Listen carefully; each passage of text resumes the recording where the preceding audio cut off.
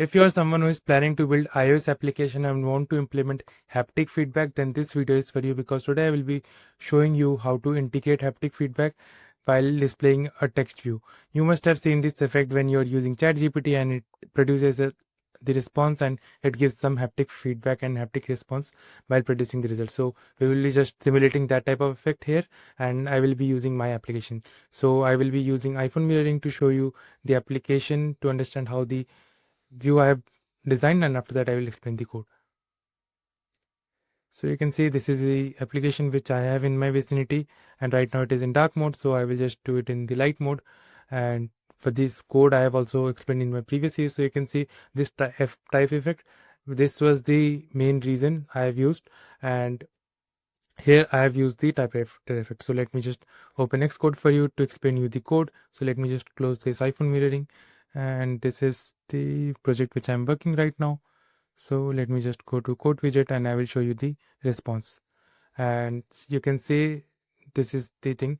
So of course I have used AI for this. I have not written handwritten like from on my own. I've used Perplexity to understand the documentation, and it was very simple, like it just uses a proper library. And after that I have used the typewriter effect, for which I have defined one view. So you can see I have used typewriter view, which actually receives text from the code view, which is actually getting the code of the day from an API, and we are using this here.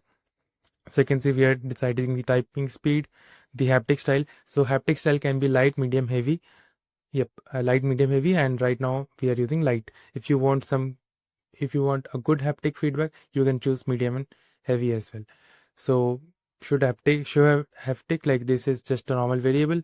These are the two important thing, and we are receiving the text. You can see on disappear stop story writer, and you can see start typewriter. So in the start typewriter, you can see we are just taking the character count and we are showing as it is. And for UIImpactFeedbackGenerator, we are sending the Haptic style, and we prepared the generator. And this is how we do until the typewriter effect is completed. And we call this typewriter directly from the API codes view, which you can see that is this code of the day and should show typewriter. And if it is yes, we call the typewriter view. If it is no, we just show the code of the day. And this is the proper implementation of how to install haptic feedback into your application.